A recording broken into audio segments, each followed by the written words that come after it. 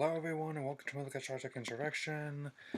While I like this movie at the time released in 1998, to say it hasn't aged well for me would put it mildly.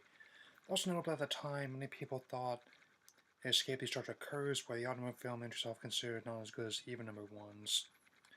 And as time passed with that change, not in a good way, it's been easy to hate a TNG film, so let's open this up and get this over with. We open on a village known operation as Baku. Apparently a bunch of peaceful folk living very simple lives, also mysterious path that keeps them under the area where the planet is located.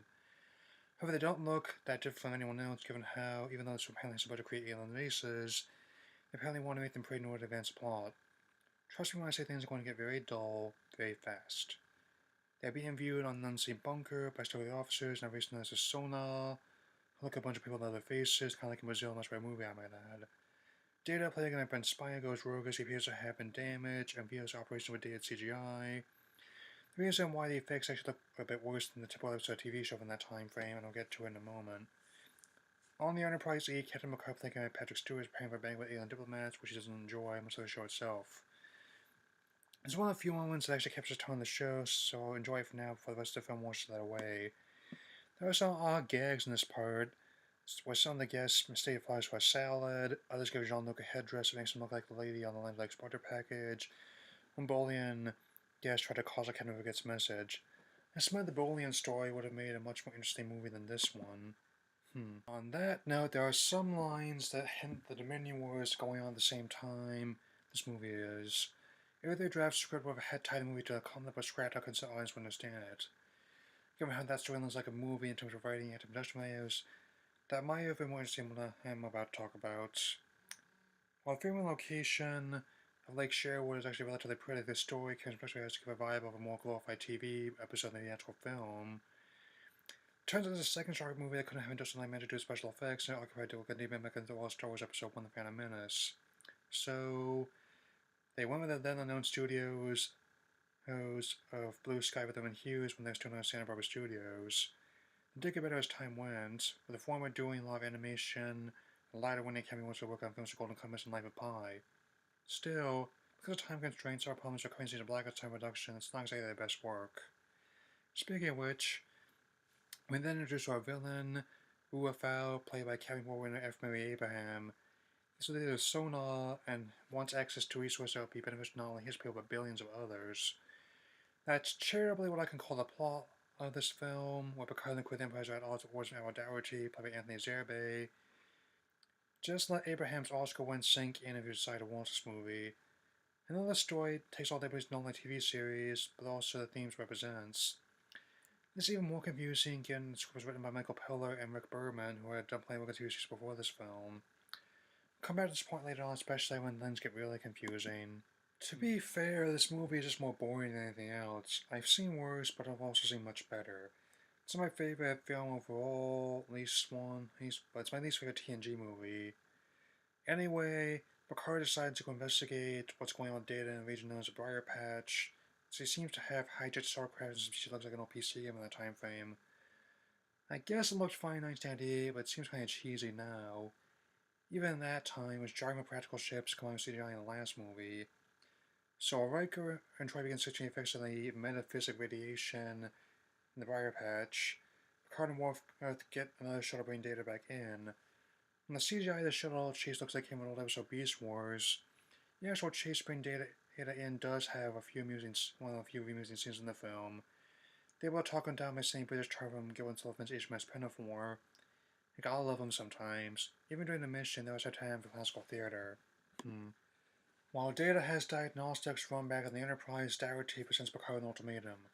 With the help of the movie, the section will head back who refugees will they be to find the Oasis of Liberation. Okay.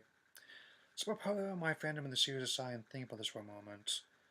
What this movie represents is essentially the mythical fountain of youth in a space age context, and something that kept the Baku healthy for hundreds of years. Old age is used to things in the past. Suppose we had access to such a thing in real life. All such terminal illnesses will be wiped out in no time. Cancer, diabetes, HIV, all of them be ancient history. I could unite untold numbers of people the world over and have them live longer and better lives. And moreover, it's a planet. While I do say they can't replicate the resources, no indication that Baku can't get the effects outside their village. Heck, that right show the radiation getting the Enterprise and then giving the crew various versions of their own. Geordi can see it the first time, Riker and Troy get all frisky, Worf gets a gorsht, basically a Klingon zit, and Picard apparently likes to mambo in his quarters. Still, the movie suggests his reason for them to fight was Heart the Baku. Unfortunately, despite the potential promise of age, which has been done well in some of the other films, I regret to say they don't really care about it. I don't care about some bland space hippies in their farm life. I don't care about a bunch of talented actors funny in their performances. And I don't care about the story the way I do most of the other movies and material in the series. In short, I don't care what happens to these people. It's further compounded by the fact that at a brisk 103 minutes, it's barely the length of an extended TV episode and not really a memorable one either. I mean, TJ crafted many stories that appealed to me after 30 years, but this isn't one of them. Even Marina Sirtis didn't really care for this film. She just actually fell asleep during the premiere. Frankly, I don't blame her. The romantic subplot with Picard and Anish, played by Donna Murphy, also doesn't really work for me, since she's so bland she has no chemistry with Patrick Stewart at all. There's a mix-up in the late because she can't swim, but it doesn't leave much impression on me, nor does the later scene with similar setup. As for the scene with Troy giving Riker a share in the bathtub, knowing what the phrase growing the beard means in the series, I deem it apt metaphor regarding this movie. So as Picard has to go through the movie's titular Insurrection, I must say the movie of his rank Pip transitioning into a Sona getting dental work done and still really gross most of 1998 and now. Also, Ruafel has awarded him Galatine, was basically this movie's version of Joachim from At the Con. Minus anything that made the character worth the story. If you had never seen that much of the show, you could tell how much Joachim he meant to Khan how what they went through when he was mortally wounded. I can't really say the same about Galatine and Ruafo. Also, while Jonathan Frakes is again at the helm of this movie, his direction just have the same aim feel as it did in the last movie. And then he really puts all in both 3 and 4, and still among some of my favorite movies from the series overall. While First Contact still holds up after all this time, it doesn't feel like his heart's in this movie. As film goes on, the biggest issue I have in the movie is just dull. It's not the worst I've seen, but without any investment in story or characters, it's just the action scenes punctuate the film to distract. There isn't really much of a way of a plot. I did get some chuckles out of Data tickling a fish, as well as a slow motion CGI hummingbird flying by Picard and Anish. That one has wonderfully spoofed on the Futurama episode 300 Big Boys. The gunfights seem far less impressive than they usually are. It staged like someone playing laser tag after a case of Red Bull, how quick they had shot, cut, and edited. Matthew Leon is usually best cinematographer, so it's even more odd that movie turned out like this. Yes. Some of the shuttlecraft scenes, including the one in the captain's yacht, look like they were being piloted by Duck Dodgers in the 24th and a half century. The larger spacecraft don't feel much better. I know the software they were using was relatively new at the time. I couldn't get everything worked up when the movie came out, but they definitely could have used more time post. It didn't look like a cutscene from one of my PlayStation games. I do kind of like this bit of Picard having multiple pads on his desk with their paper documents. I do have tablet devices nowadays. I usually just have one to do the job. It was 1998, they're trying to predict what the future will be like, so I'll give them some leeway. The movie's production also rather well documented. Had to throw the script together pretty fast, with turns out that Arnold Schwarzenegger, Gene Hackman, and performed brilliantly all for parts of this movie, but they declined. The script was also given multiple different pitches before we got this movie, but all the other ones seem more interesting to me. Some of the Baku are transported away by primitive Photoshop effects, including the farmer Soja, played by Daniel Hugh Kelly, leaving behind his son their team played by Michael Welch. This is rather jarring when he asks Data how to play in the next scene they're in. Wow. I never realized how kids' movies take dramatic events like that shockingly well, especially in these movies. Now, in this movie's defense, F. Murray Abraham is making it for his Ruafau. Even for the movie itself hasn't aged that well for me. His performance of villain honestly makes one of the most underrated antagonists in the franchise. Even if I may not be the biggest fan of Galatine, Greg Henry also does his best even with what little he's given. Of course, even when he's reading from the B material of Bergman and Pillar, Stewart is committed to his craft. There's something I always have to admire about him, no matter what movie or show he is in. The next flight on the mountainside is also marked by how obvious CGI joins a shooting look. It's like they got Wallace in the way they do an episode of Reboot. Another TV show could do CGI well at the time, so even more jarring than it looks like they're firing at enemies from an arcade game. In Enterprise, he also runs faster enemy ships. Not quick to deal with the Briar Patch, they do manage to get the upper hand by detonating a warp core, similarly moving to the 2009 film, as Riker declares, with through running from these bastards. Gotta admit, that's kind of like Jonathan Frakes' performance. If his second movie he directed didn't go as planned, he still made the most of it. Also, the throwaway line about the Kitamura Accords just reminds me of which Star Trek movie I'll be watching right now. Riker then activates the manual steering column, which is a black Blackhawk joystick that Riker used to have the gas around them use a weapon against the other spacecraft, which is done the Riker maneuver. That's so ridiculous some of the DLC I've gotten Star Trek Online or piloting my Switch by PS4 controller.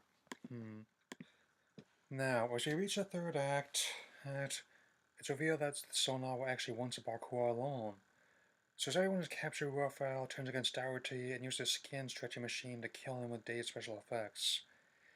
Maybe it was frightening in 1998, but it hasn't really aged as well as the practical deaths of Lynch and Hawk in the last movie. The final battle in the Solar Collector is now a prime example of how quickly CGI can change and how it tends not to hold up if it isn't done well. Not only does the Collector itself look like an old screensaver I used to have, but I actually forgot to delete the blue screens inside and replace them with outer space. So they are the most common episode TV show could do.